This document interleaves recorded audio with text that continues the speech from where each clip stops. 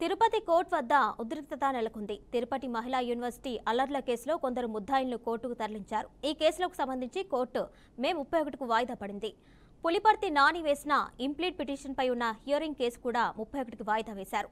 TDP అభ్యర్థి పులివర్తి నాని కోర్టుకు వస్తున్నారు అనే సమాచారంతో పెద్ద ఎత్తున కోర్టు పరిసరాల్లో పోలీసులు మోహరించారు. ఈ కేసులు వాయిదా పట్టడంతో భారీ భద్రతా చర్యలు చేపట్టిన బలగాలు తిరుపతి కోర్టు నుంచి నిష్క్రమించారు. తిరుపతి కోర్టు నుంచి మరింత సమాచారం మా రీజనల్ కోఆర్డినేటర్ గోపినాథ్ అందిస్తారు. చంద్రగిరి అల్లర్లకు సంబంధించి ఇప్పటికే కూచివారిపల్లి కావచ్చు, లేదంటే రామిరెడ్డిగిరి ప్రాంతాల్లో జరిగిన అల్లర్లకు సంబంధించి కూడా ఇప్పటికే కూడా పోలీసులు రకరకాల సెక్షన్ల కింద కేసులు నమోదు చేయడం జరిగింది.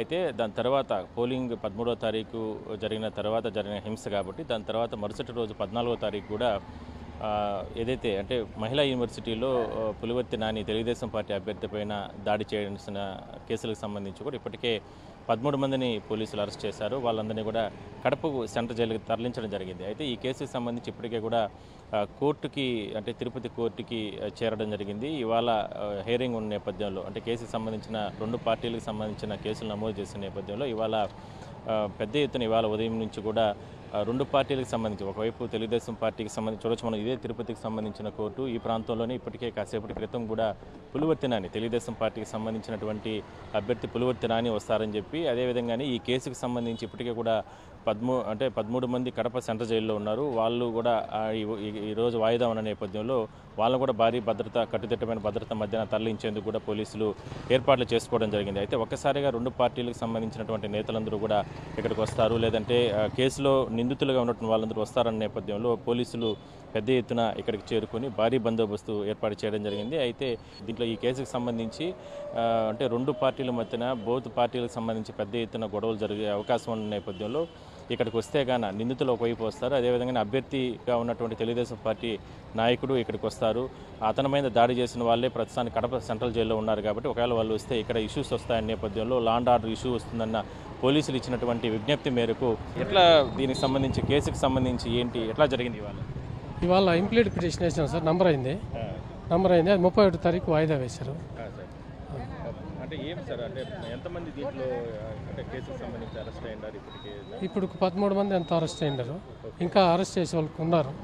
దాని గురించి అంటే అసలు అంటే నాని గారు కూడా వాళ్ళకి సంబంధించిన వాళ్ళు కూడా వస్తారని తెలిసింది. వాళ్ళకి సంబంధించిన వాళ్ళు ఏమి అరెస్ట్ ఏం చేయలేదు. ఇప్పుడు ప్రస్తుతానికి ఈ కేసుకు సంబంధించి మేము ఇంప్లీడ్ పిటిషన్లు వేశాం. ప్రధానంగా మనం చూస్తున్నట్లయితే కేసుకు సంబంధించిన వివరాలు కూడా మనం తెలుసుకునే ప్రయత్నం చేద్దాం. సార్ చెప్పండి, ఎట్లా సార్ ఈ కేసుకు సంబంధించిన? మహిళా యూనివర్సిటీలో చంద్రగిరి ఎమ్మెల్యే అభ్యర్థి అయినటువంటి పులివర్తి నాని గారి పైన జరిగిన దాడి కేసులో ఎస్వి యూనివర్సిటీ పోలీసులు క్రైమ్ నంబర్ 75/2024 కింద కేసు రిజిస్ట్రేషన్ చేయడం జరిగింది. అందులో వాళ్ళు బెయిల్ అప్లికేషన్స్ చేశారు. మేము దాంట్లో అసిస్టెంట్ ప్రాసిక్యూషన్ కోసం మేము ఇంప్లీడ్ పిటిషన్స్ వేసాము. మా క్రిమినల్ ఎంపీ నంబర్ 3 39 40 41 అయింది. ఇవాళ దీనికి వస్తే హీరింగ్ ఉంది. ఈరోజు హీరింగ్లో సిడి ఫైల్ రాలేదు కాబట్టి 31వ తారీఖు వాయిదా చేశారు. ఓకే, మొత్తం మీద అంటే ఆ కేసుకు సంబంధించినటువంటి వివరాలు కూడా అంటే జడ్జి ఇచ్చిన తీర్పు ప్రకారం ఇవాళ ఇప్పుడే లాయర్లు కూడా ఆ విషయానికి సంబంధించి 31వ తారీఖు వరకు కూడా ఈ కేసులకు సంబంధించి వాయిదా పడినట్టు కూడా చెప్తున్నారు. ఇప్పటికే అంటే నాని పైన మహిళా యూనివర్సిటీలో నాని పైన దాడి చేసిన ఘటనకు సంబంధించి ఇప్పటికే కూడా మొత్తం 13 మందిని పోలీసులు అరెస్ట్ చేశారు. వైసీపీకి సంబంధించిన నేతలపైన ఇప్పటికే రకరకాల సెక్షన్ల కింద కేసులు నమోదు చేసిన నేపథ్యంలో అంటే తిరుపతి కోర్టు వద్ద మాత్రం ఒక ఉద్రిక్త వాతావరణం అనేది ఉదయం నుంచి కూడా కొనసాగింది. అయితే 2 పార్టీలకు సంబంధించిన అంటే ఒకవైపు నిందితుల్ని ఇక్కడ కోర్టు కాటికి తీసుకురాలేదు, ఎందుకంటే వీడియో కాన్ఫరెన్స్ ద్వారా న్యాయమూర్తి ముందు కూడా హాజరుపరిచి దానికి సంబంధించినటువంటి చర్చ అంతా కూడా జరిపే ప్రయత్నం అయితే పోలీసులు అంటే లాయర్లు చేయడం జరిగింది. మరోవైపు ఇప్పటికే అంటే నానికి సంబంధించిన కూడా కొన్ని కేసెస్ దీంట్లో ఉన్న నేపథ్యంలో ఆయన కూడా ఇక్కడికి రానియకుండా న్యాయమూర్తి ఇచ్చినటువంటి ఆయన రిక్వెస్ట్ మేరకు కూడా కేసును 31వ తారీఖు కూడా వాయిదా వేయడం జరిగింది. మొత్తం మీద చంద్రగిరి అల్లర్లకు సంబంధించి ఏదైతే ఇప్పటికే కేసులు రకరకాల సెక్షన్ల కింద కేసులు నమోదు చేశారు.